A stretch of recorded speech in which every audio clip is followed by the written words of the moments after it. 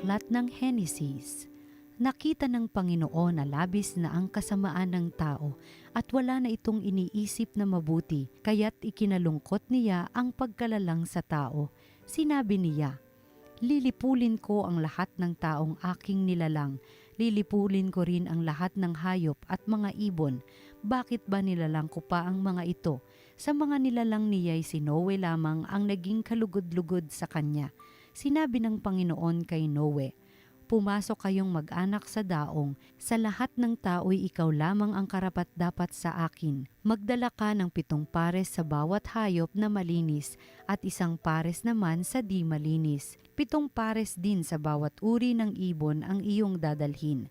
Gawin mo ito upang ang bawat uri ng ibon at hayop ay maligtas. Sa gayoy daraming muli ang mga ito. Pagkaraan ng 1 linggo, pauulanin ko ng 40 araw at 40 gabi upang lipulin ang lahat ng aking nilikha sa daigdig. At ginawa nga ni Noe ang bawat iniutos ng Panginoon." Ang salita ng Diyos. Salamat sa Diyos. Basbas ng kapayapaay sa bayan ng poong mahal. Purihin ang Panginoon ninyong banal na nilalang, pagkat siya ay dakila't marangal ang kanyang ngalan. Ang poon ay dakilain, purihin ang Diyos na banal.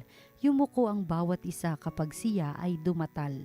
Basbas ng kapayapaay sa bayan ng poong mahal. Sa gitna ng karagatan, tinig niya'y naririnig. Sa laot ng karagatay, hindi ito nalilingid. Pag nangusap na ang poon, tinig niya'y ubod lakas, ngunit tinig kamahalan kapag siya'y nangungusap. Basbas ng kapayapaay sa bayan ng poong mahal. Ang tinig ng dakilang Diyos parang kulog na malakas, kaya't mga nasa templo'y sumisigaw na gagalak. Panginooy papurihan, ganito ang binibigkas. Siya rin ang nagahari sa dagat na kalaliman, namumuno siya roon bilang hari walang hanggan. Basbas ng kapayapaay sa bayan ng poong mahal. Ang mabuting balita ng Panginoon ayon kay San Marcos. Noong panahong iyon, nalimutan ng mga alagad na magdala ng tinapay at iisa lang ang kanilang tinapay sa bangka. Kaiingat kayo, ilagan ninyo ang lebadura ng mga Pariseyo at ang lebadura ni Herodes. Babala ni Jesus sa kanila. Nag-usap-usap ang mga alagad. Wala kasi tayong dalang tinapay kaya niya sinabi iyon. Alam ito ni Jesus kaya't sila'y tinanong niya, "Bakit ninyo pinag-uusapan na kayo'y walang dalang tinapay? Hindi pa ba kayo nakababatid o nakauunawa? Hindi pa ba ito abot ng inyong isip? Wala ba kayong mata? Wala ba kayong tainga? Nakalimutan na ba ninyo nang paghati-hatiin ko ang 5 tinapay para sa 5,000, 1 bakol ang napuno ninyo sa mga lumabis na tinapay, 12 po," tugon nila. "At nang paghati-hatiin ko ang 7 tinapay sa 4,000, ilang bakol na malalaki ang napuno ninyo?" Tanong niya. 7 bakol po," tugon nila. "At hindi pa rin ninyo nauunawaan?" Wika niya. Ang mabuting balita ng Panginoon. Pinupuri ka namin, Panginoong Hesukristo.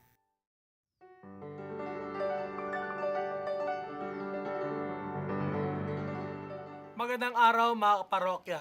Panibagong araw na naman, salita ng Diyos, salita ng buhay. Simulan natin ito sa ating pagninilay kasama po ko, Father Kevin Crisostomo ng St. Joseph Parish, Tambo, sa Diocese of Parañaque. Nung panahon ng pandemya, usong-uso po yung mga online selling, lalo-lalo po yung mga pagkain. Nakatakam po at masarap, lalo po yung mga baked goods na binebenta po sa internet. At mga kapatid, when we talk about baking, meron pong isang importanteng ingredient dito. At ang tawag po dito ay levadura o yeast. Napakaliit lang po ng yeast kung nakikita nyo po. At maganda rin po makita natin paano ba kumikilos ang yeast. Napakaliit pero napakalaking impact po ang dinudulot nito sa masa. Alam nyo po ba, mga kapatid, yung yeast, pag nilagay nyo po yan sa masa, meron pong particular na action na ginagawa po yan. At ano ito? Bilang uri ng bakterya, kinakain po ng yeast yung loob ng masa, yung mismong laman niya. At sa pagkain nito, naglalabas po ito ng hangin na nagpapaalsa po doon sa tinapay o doon sa masa. Anong ginagawa ng yeast? Kinakain yung loob. Naglalabas ng hangin. Ang epekto nito ngayon, minsan, yung tinapay, walang laman sa loob. Puro hangin lang. Anong ginagawa ngayon para mapigilan ang epekto ng yeast? Kailangan ng apoy. Sa init ng apoy, mamamatay ang bakterya ng yeast, titigil ang pag-alsa, at makikita natin yung tamang pag-alsa ng masa para maging tinapay. At tamang-tama ang ebanghelyo. May dalawang imahe dito. Ang imahe ng lebadura at ang imahe ng apoy. Sa imahe ng lebadura, mga kapatid, magandang pagnilaya natin. Ano po ba yung lebadura ng buhay natin? Ano yung yeast ng buhay natin? Ano yung mga kumakain sa ating kalooban? Nagpapalaki nga sa atin? Nagpapalobo nga sa atin? Siguro nagpapadakila, nagpapagaling sa atin. Pero ano nangyari sa loob natin? Nawawala ng laman. Ano ba ito? Pangalanan natin. Mapaborito nating kasalanan. Mga maling gawain na paulit-ulit nating ginagawa. Mga maling relasyon na dapat ay tuldukan na. Ano ang lebadura ng buhay ko na unti-unting lumalamon sa aking loob? Kaya napupuno ito ng hangin. Empty. Pangalawa, maganda tignan din natin ang kapangyarihan ng apoy. Lalo-lalo na ngayong Ash Wednesday. Gumamit tayo ng apoy para yung palaspas maging abo. At kailangan din natin, mga kapatid, ng apoy mula sa Diyos. Yung apoy na pipigil sa lebadura ng ating buhay. Hindi ito yung apoy na nakakasira. Hindi ito yung apoy na makasarili. Hindi ito yung apoy na tumutupok sa atin. Kundi ito ay apoy na nagdudulot sa atin ng tatlong bagay. Nagtuturo sa atin tatlong letter B. Unang B, ang apoy ng pagiging bukas palad. Ngayong Kwaresma, matuto tayong magbukas palad, maging generous. Pangalawang B, buti ng loob. Ang apoy na maglilinis ng ating sarili. Ang apoy na pwede mag-purify na ating puso, magdulot nawa ng busilak, mabuting kalooban. At panghuli, ang apoy na nagbibigay buhay. Life is also symbolized by fire.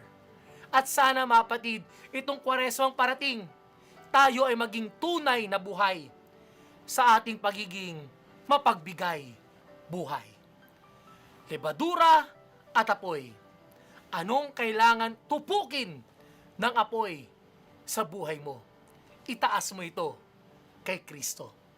Kaya, mga kapatid, sa ating Hotline with the Lord, ipanalangin natin, tayong lahat na naghahanda po para sa panahon ng Kwaresma. Panalangin natin, lalo-lalo po yung mga mahihirapan pong magsimba, mahihirapan pong pumunta sa ating mga services, sa ating mga misa, dahil sa samot-saring restriction katulad ng age, katulad ng kung saan ka man ngayon, mga OFWs natin na hindi makapagsimba ng malaya dahil sa mga lockdown na nagaganap sa buong mundo. Salamat po sa ating pakikisa sa pagdiriwang ng salita ng Diyos, salita ng buhay sa araw na ito. Muli, pagbati po, gusto ko pong batiin po yung mga senior citizen po natin, no? Marami nagko-comment minsan sa comment section, kahit po sa mga misa, kahit dito sa TV Maria, no? Na sana makapagsimba na po kami. Kasama po kayo sa aming prayers, kasama po kayo sa aming panalangin. Mga minamahal ko po mga senior citizens, you are part of God's family, and we are here to pray for you and to help you in our reflections. Like us, follow us, support us in our social media platforms, TV Maria Philippines. Watch, like, share, and inspire. Muli po, God bless, and we'll see you soon.